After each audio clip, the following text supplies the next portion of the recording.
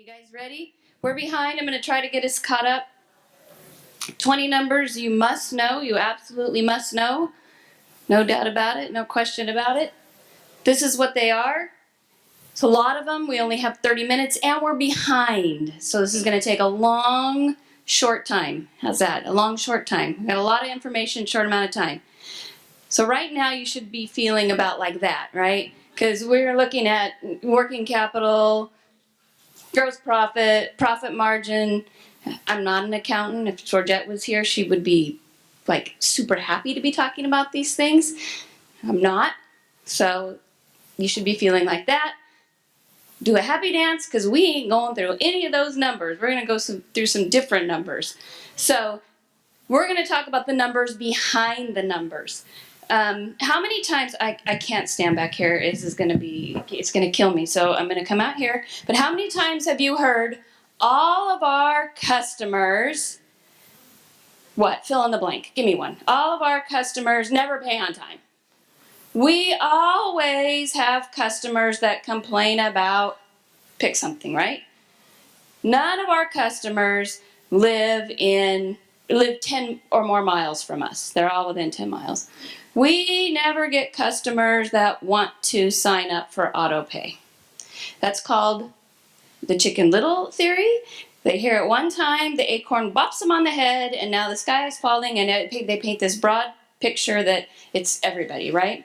I will tell you, that's an opinion, right? There's nothing as devastating to an opinion as a fact. There's no more powerful fact than a number, right? So we're going to talk about the numbers behind the numbers. The 20 numbers you should know, I'm going to be all over the place, so you're probably not going to keep track of the 20, so don't even try, okay? We're going to talk about revenue generation, how many opportunities you get, closing and conversion rate, are you turning them into customers when they show up, and revenue, the lifetime value of that customer. When you think about business for a minute. Every business only grows their revenue in these three ways. They have opportunities, right? How many opportunities do they get? Do they convert them? And how much money do they make off of them? Think of Boeing airplanes. Do they have a lot of opportunities? No. I'm not going to buy an airplane tomorrow. You guys can buy an airplane tomorrow? I'm not, right? So they don't have a lot of opportunities. Is their closing or conversion rate pretty high? Better be, right? Better be. They don't have a lot of opportunities. And what's their average order value or their value of their customer? Make a lot of money on those airplanes, right? Think about Home Depot is another one. I'm trying to take it out of your business world context, but think about Home Depot. Do they get a lot of opportunities? Absolutely, right? People walking through their door all day long. The closing and conversion rate of those opportunities in a place like Home Depot is probably pretty high because people are going there for a reason. They own a home or they're doing something for their home. They're destination bound, right? And then revenue. They probably don't, some of their transactions are probably high, but not all of them, right? So they have to do a lot of transactions to get their revenue to go. Think about your business. In the world of children's sports, are the opportunities endless? Probably not endless, right? I mean, we're all going to have kids, and but it's not a huge universe, right? The universe is big, but it's not huge. It's not Boeing small, but it's not Home Depot large, right? And think about your closing or conversion rate. Those opportunities that walk through your door, are you making the most of them when they call you or they come in or they go online, any of those things? And that revenue, that value of that customer. I am here to tell you one thing when it comes to these three things. Don't spend a penny more on opportunities if you're not firing on all cylinders with closing and revenue, because you're wasting your money, right? You're getting people to walk through your door, but you're not making the most of those opportunities, so you're spending marketing dollars or ad dollars, and your team isn't doing what they need to do to convert them. So we're going to talk a little bit more about that. Customer turnover, employee turnover, non-tuition payroll, and I'm going to give you a cool little thing I found in Excel for growth projection that hopefully you'll love as much as I did. I was excited. Okay, top zip codes. Why should you know top zip codes?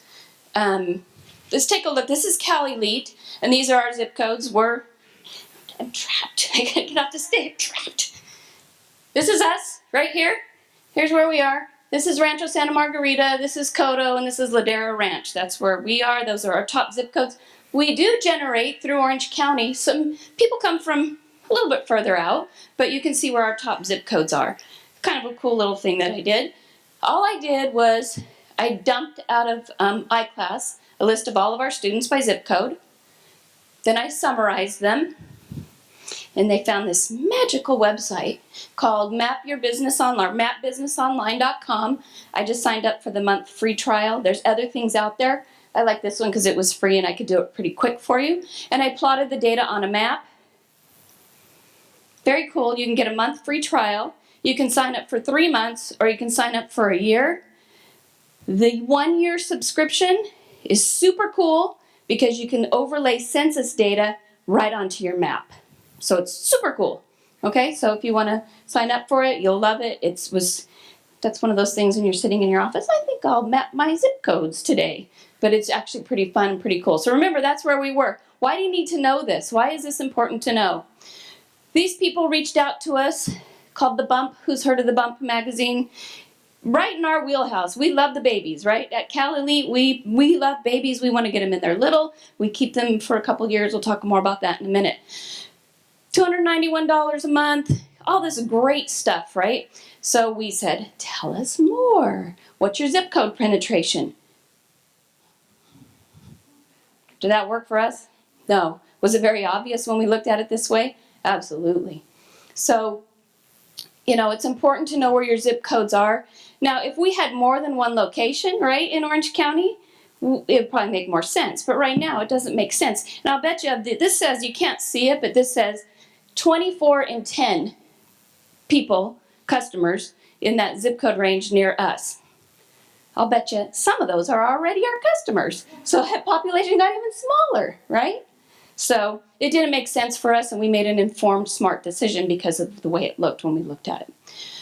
Age first enrolled and average student age, always important to look at. This is us, our current active population today. This is the age those folks, those fun little happy children, enrolled with us, okay? So most of them enrolled when they were 2 to 4 years old. So that's 2 and 3, from 2 all the way up to 4. Make sense? You see, we don't get a lot down here, right? You hear Lynn talk about water the green, and what that means to us is we're really good at babies. We love babies, and we like getting those babies in there. And I only have notes again for only a couple slides, and this is probably one of them. When you hear her talk about water the green, what does it mean? Does anybody know what she means when she says that? Take care of the place where you make money. And it comes back to, there's a saying out there, no matter how much you try, when you water a dead patch of grass, right? It's not going to go from brown to green. But if you water the green grass around it, it will start to feed into that brown grass and turn that brown grass green. So we're really good at keeping kids up to about 4 to 6. You can see when I'll show you our active population in just a second.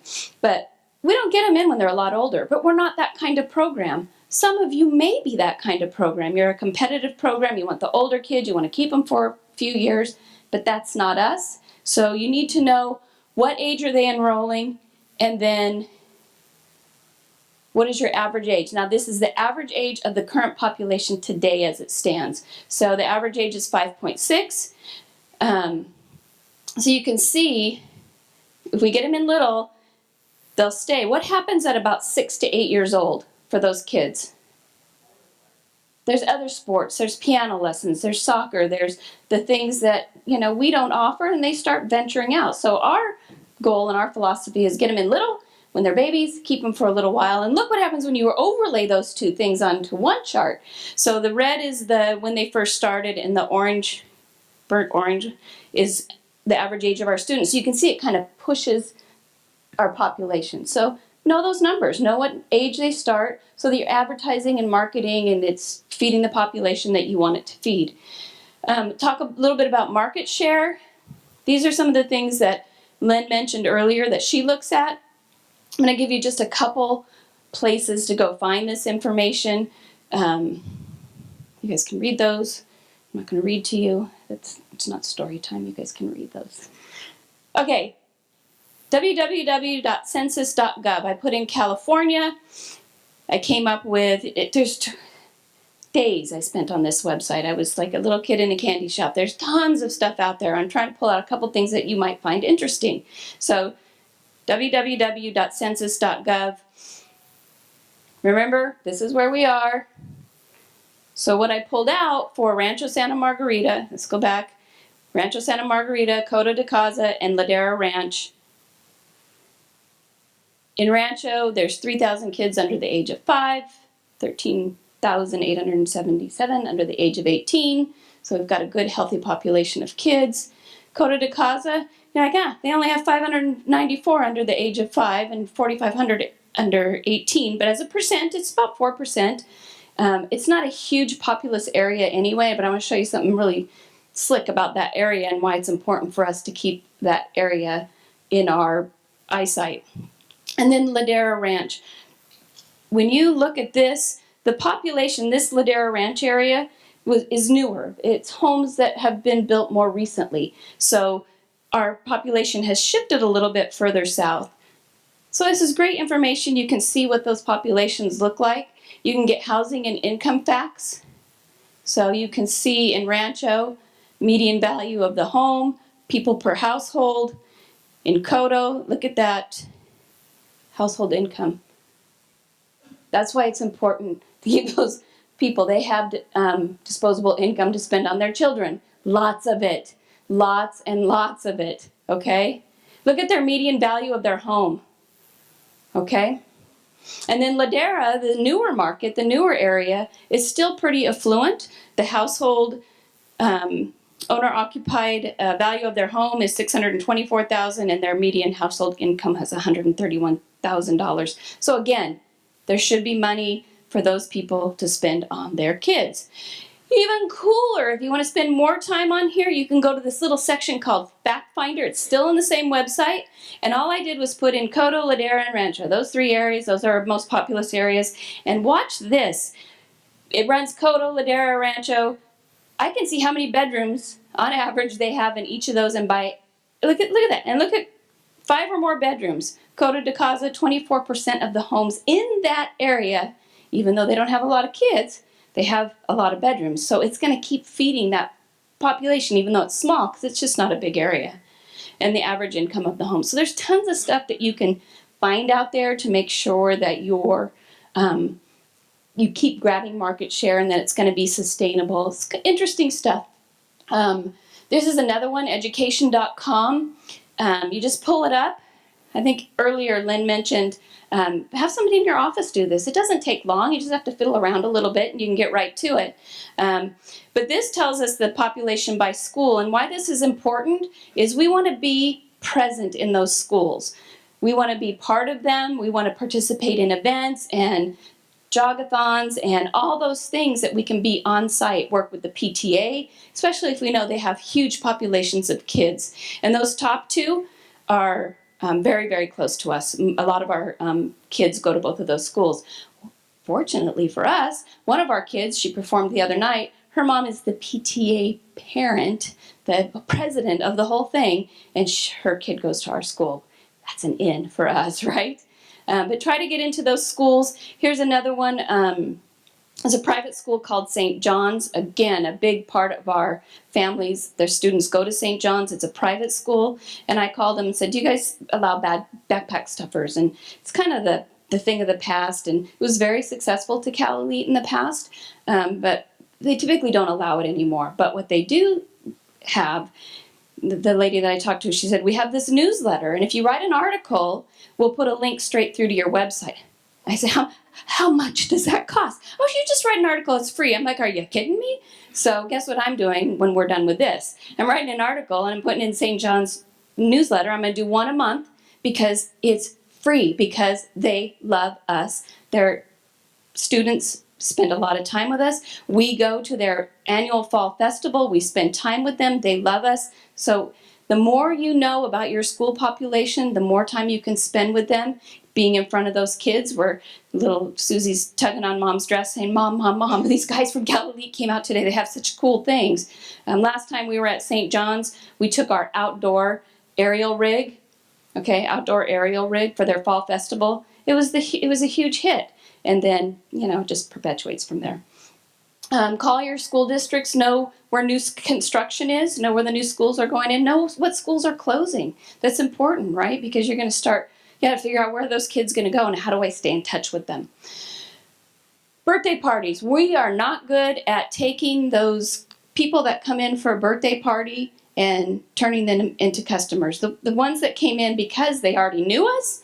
Does anybody have a really off the charts innovative idea with the new people that are coming in with a birthday party that you do to try to convert them into a customer? Anybody? Anything just earth-shattering you're doing out there? No? We got to figure this one out. We're not good at it. We're not good at it. So we got to figure it out this year. Economic growth in your marketplace. You can go to Wikipedia, bestplaces.com. This is a little bit scary. Applied Medical. Rancho Santa Margarita isn't huge, but it's not small either. But Applied Medical, this is the top 10 employers in Rancho Santa Margarita. Look at Applied Medical. They're a privately held company. What if something happened to them? Right? Now, most of their employees don't live in Rancho, but if they pulled out of Rancho, a lot of the business would turn over. It would be a little bit distracting for the community, to say the least. So, closing and conversion rate. Are you turning them into customers? Are you taking them when they call you to turn them into a lead, a trial, and an enrollment? You look at Parent, this is kind of like The Bump, but a little bit different. Parenting Magazine. You think, oh, great, I'll run a one-time ad, half page, $18.71. All right? It's going to cost me. Should be great for us. But again, look at, here's where their zip codes are. So you get 100 phone calls from that magazine. 70 of them don't live close enough. So now you're down to 30, right? Your message needs to be compelling, and it needs to reach people and talk about who you are and what you do in your business. Is it clearly you? Does it represent you? And because I didn't want to find a bad swim or a bad gym ad out there, because I don't know all of you and where you're at yet, I went out to the infamous public domain and I found an ad that I could use that clearly isn't CalElite, but it's from 1923 and I could use it because it was free. So, is the ad you? So let's just say you get those 30 people and that ad isn't you. So now you've whittled it down. 20 aren't your customer. So 10, you ran that ad, 10 are your customer. They live close enough. They're your target. This is a CalElite ad. We ran this, I think in November.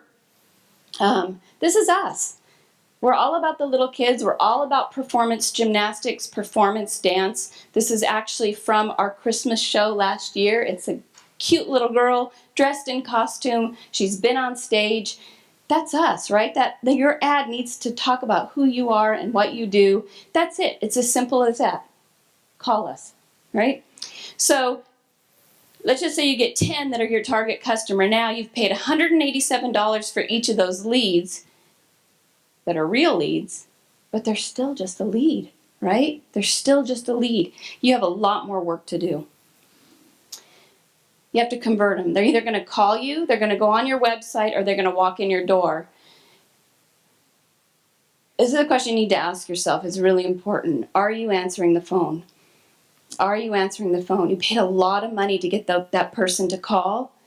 Do you have a complex phone system that's basically telling them, I don't want to talk to you, right?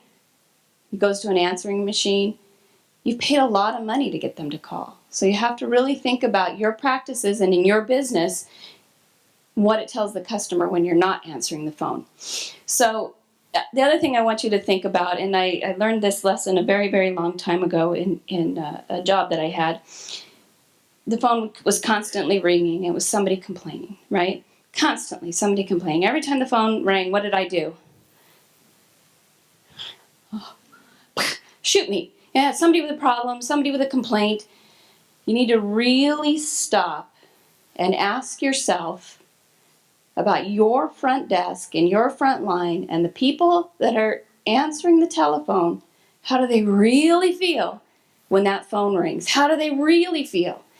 Is it somebody that Why didn't they just go online? They could have answered that question themselves. Why didn't they go to our website? Why are they calling me for this? Why can't they do it themselves?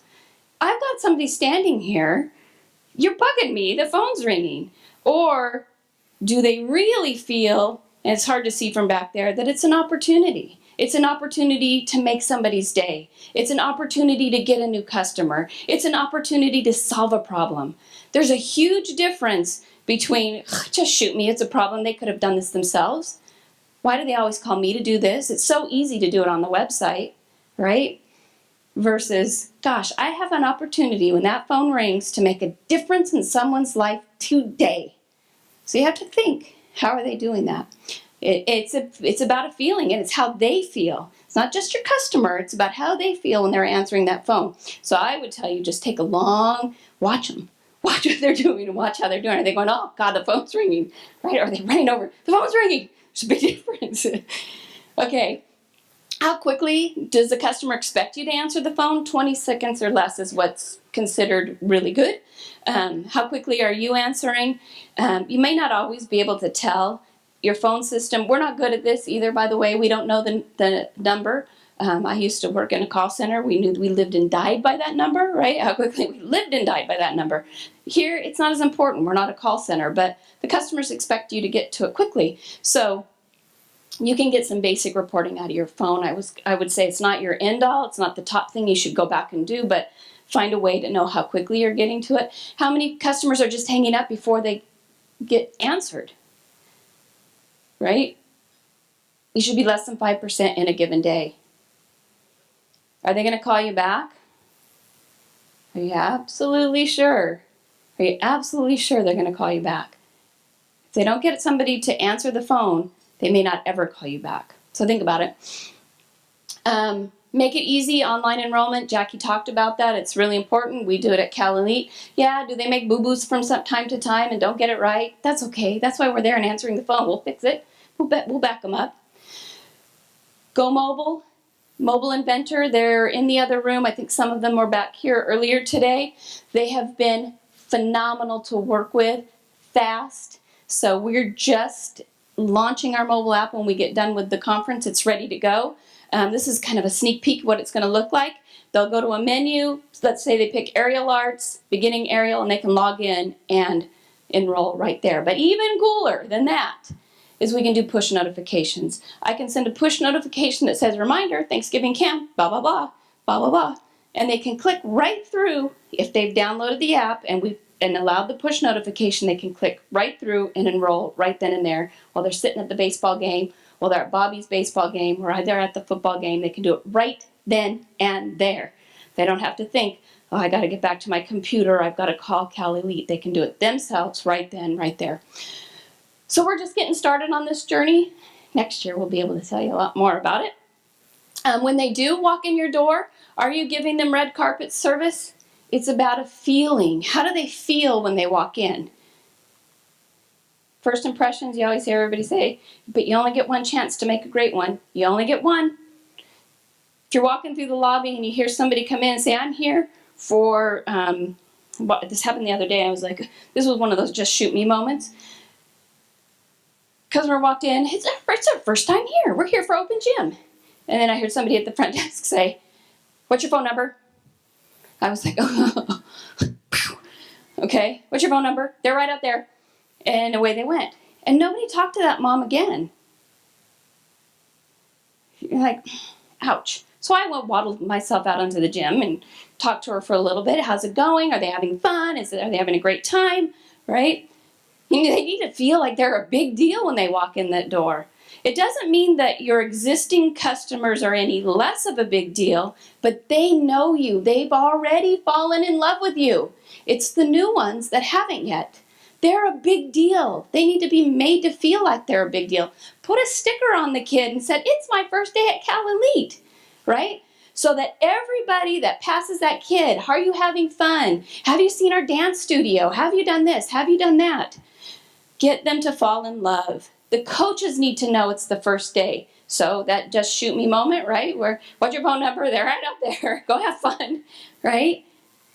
The coach on the floor didn't know that it was that kid's first day. So they couldn't even talk to him. What did you like best? What did you enjoy most? Here's a flyer on our classes, right? Who's responsible for talking to them after a trial, when they came in?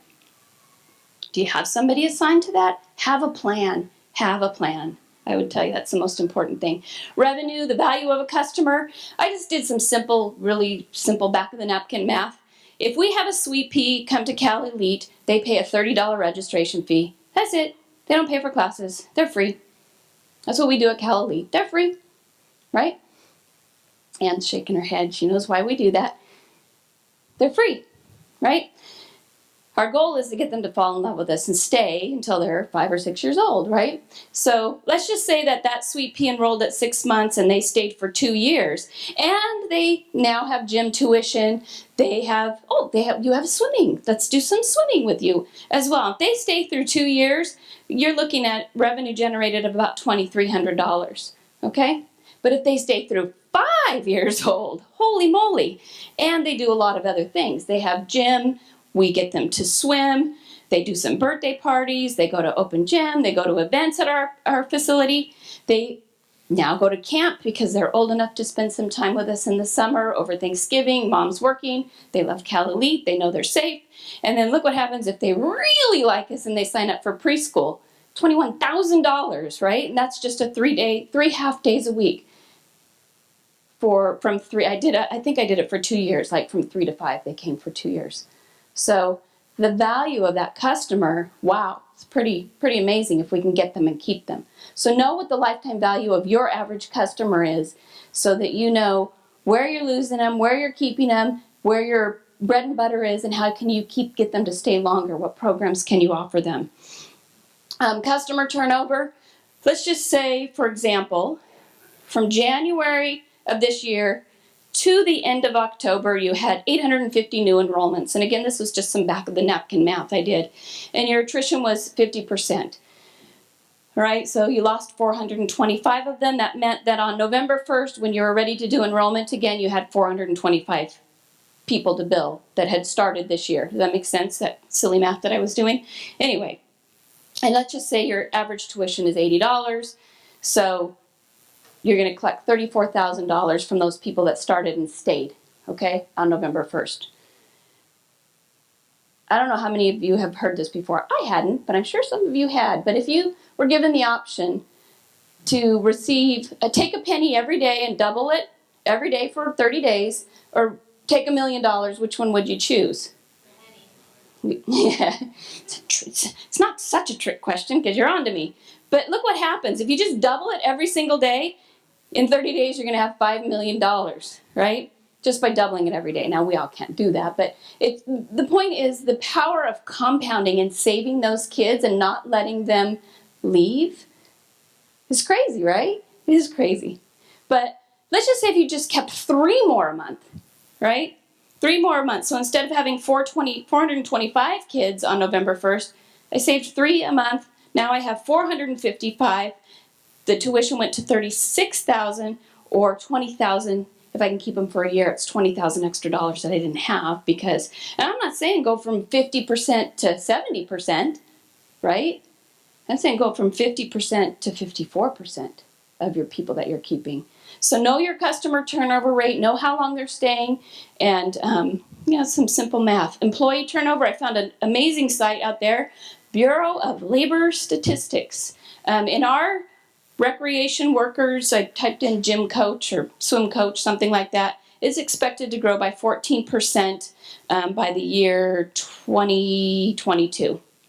So let's just say you have 50 employees and you have 1 termination. That might be 2% for the month, but it's 22% for the year. I would tell you, most people look at turnover, they say, was it voluntary or involuntary? Voluntary is they went away. Involuntary, get out of here. We're done with you, right? Okay, that's how most people look at it. I would say, why don't you look at preventable or unpreventable? Preventable or unpreventable? Unpreventable is somebody decides to get pregnant and have a baby and stay home and be a mommy. That's unpreventable. You can't prevent that, right? That's just that's life. Or what was that comment back? That is preventable. Okay. What about somebody gets married and they're moving to another state? You can't prevent that from happening, right? Unpreventable is somebody that you have to fire, somebody that quits. They have a reason for it. What is the reason? Could you have prevented it? Maybe, but you could have, because maybe you didn't hire the right person, right? So it is preventable if you're hiring right, training right, doing all those things to get people to keep you. So I would say, kind of look at it a little differently. Could we have prevented that from happening? Could we have hired the right person? Could we have trained them better? Could we have worked with them better? So just think about it. There's this great, you can't see it. It's called www.expresspros.com/turnover. And all I did was say, let's say you have 50 employees and you have 5 people leave in the past 12 months. You can't really see it, and I apologize. But that's a 10% turnover rate. And let's say the annual salary was $18,000 for those 5 people that you, or for your whole business. And your benefits are 20%, and you expect that your average vacancy rate is going to be about 30 days. This little magic calculator will calculate the cost per employee for that turnover, which is $2,200 in this little model that I built, or it's going to be $11,000 for all 5 of them. Do you have an extra $11,000 sitting around? Right? So it's preventable or unpreventable, because it's going to cost you money. It's going to cost you money. And that doesn't take into consideration, Susie has a new coach, and I really don't like their new coach, right? That doesn't take that into consideration in this business. So turnover costs you money. Know what your rate is. Know what it's costing you. Non-tuition payroll, admin pay. Typical retail can be as low as 15%. In our industry, it can range from 30 to 40%. At Cal Elite, we're happy to pay it at 40%. We're not a typical company. We don't have a huge marketing budget, right? Our people are our marketing department. We're more than happy to pay those people to do that job and keep their customers happy than to have a huge marketing budget. So we kind of look at it a little bit differently. So know what this rate is for your business. And I'm going to show you something really cool. I thought it was.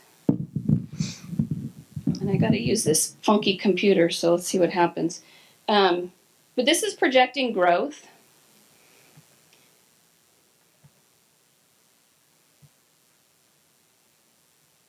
Right, we're just going to open it.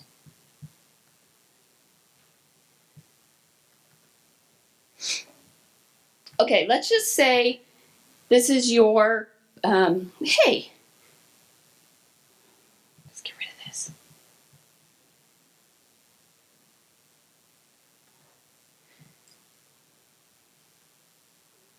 Birds on a wire. I don't know why. Oh my gosh, this is so cool. If I can't show it to you, I'm going to be really sad. No, I just have it in a worksheet. No. Anyway, we're going to skip it. It's really cool. If you really want to know what it is, call me and I'll tell you. I can't get it to come up. I don't know why. Anyway, it's in Excel. I'll try to describe it to you. If you're not an Excel whiz, you're not going to probably care. But in Excel, if you have a series of numbers and you highlight it and you right-click and drag over, you can opt for, let's just say you're trying to project enrollment for a series. Let's say it's January and you have 100, 110, 98 by year. You just drag your little clicker over and you can say predict growth rate, and it'll tell you what your growth is expected to be for the next year in 2015. I wish I could show it to you because it's really cool. And if you want to see it, I can show you on my computer. It'll take 2 seconds afterwards. So I'm going to go do my famous, write 3 things down that you learned from this presentation, because you're not going to go back and I'll do all 20 of them. You're just not. I would love to think that you remembered every word I said and you're going to go do all 20 of them, but you're not. Write 3 down that you thought were important numbers for your business that you could go look at, make a difference. Okay?